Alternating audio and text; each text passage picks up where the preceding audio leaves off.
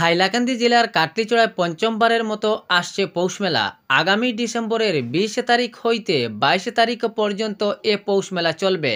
এ পৌষ মেলায় আসছেন জি বাংলা সারেগামাপা খ্যাত শিল্পী অর্পিতা চক্রবর্তী। পঞ্চমবার কাটলিচড়া চালমার্স উচ্চ মাধ্যমিক বিদ্যালয় মাঠে ৩ দিনের জন্য পৌষ মেলা অনুষ্ঠিত হতে চলছে। মেলা চলবে ২০ ডিসেম্বর থেকে ২২ ডিসেম্বর পর্যন্ত। ২০ ডিসেম্বর বেলা ১১টায় প্রদীপ প্রজ্বলনের মাধ্যমে মেলার সূচনা করবেন অসম বিশ্ববিদ্যালয়ের বাংলা বিভাগের প্রধান বিশ্বতোষ চৌধুরী ও আমন্ত্রিত অতিথিরা।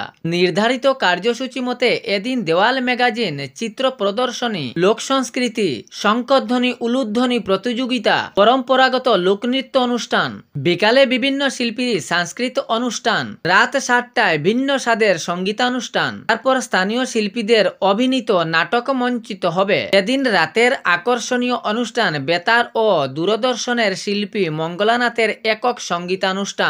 ২১ ডিসেম্বর থাকবে আলপনা প্রতিযোগিতা ও বিভিন্ন গ্রামীণ লুপ্তপ্রায় ক্রীড়া প্রতিযোগিতা, যোগাসন প্রতিযোগিতা ও বিভিন্ন পরম্পরাগত লোকনৃত্য। ৫:৩০টায় বিভিন্ন শিল্পীর সাংস্কৃতিক অনুষ্ঠান, স্থানীয় শিল্পীদের গান।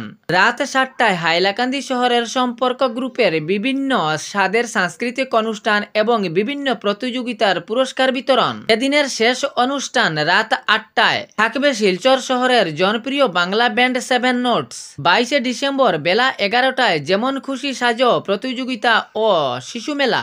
বিকাল ৪:৩০টায় সাংস্কৃতিক অনুষ্ঠান। কলকাতা থেকে প্রথমবার আসছেন আন্তর্জাতিক শিল্পী জি বাংলা সারেগামাপা খ্যাত সঙ্গীত শিল্পী অর্পিতা চক্রবর্তী। হাইলাকান্দি জেলার ২০২৫ সালের পঞ্চায়েত নির্বাচনের খসড়া ভোটার তালিকা প্রকাশ।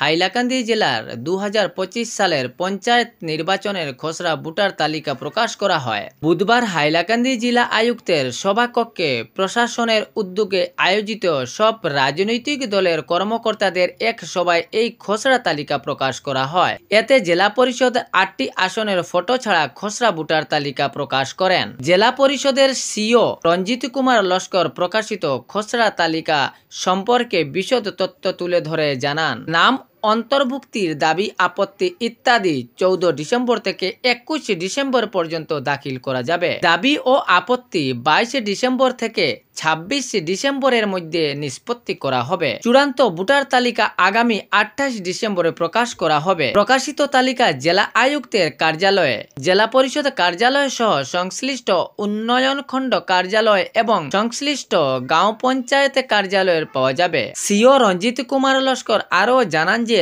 দাবি ও আপত্তি নিষ্পত্তির কাজ যথাসময়ে নিয়ম মেনে সম্পন্ন করা হবে। অতিরিক্ত আয়ুক্ত রক্তিম বড়ুয়ার উপস্থিতিতে ইলেকশন অফিসার কিষান চরাই ত্রিপুরা জানান, পঞ্চায়েত ভোটারের ওয়ার্ড পরিবর্তন করা যাবে না, তবে একই পরিবারের যদি কোনো একজন সদস্য দলচ্যুত হন তবে সেক্ষেত্রে বিবেচনা করা যেতে পারে। উল্লেখ্য, জেলার যে ৮টি জেলা পরিষদ আসন চক্রের ভোটার তালিকা প্রকাশ করা হয় সেগুলি হল কাটলিচড়া, বাগচড়া, বরুণচড়া, ধলচড়া, উমেদনগর, রাজেশ্বরপুর, কালীনগর, পাইকান, জামিরা, শাহাবাদ, রামচন্ডী, নিমাইচাঁদপুর, নারায়ণপুর, বন্দুকমারা, আলগাপুর, কাঞ্চনপুর। এইসব হল জেলা পরিষদের ৮টি আসন।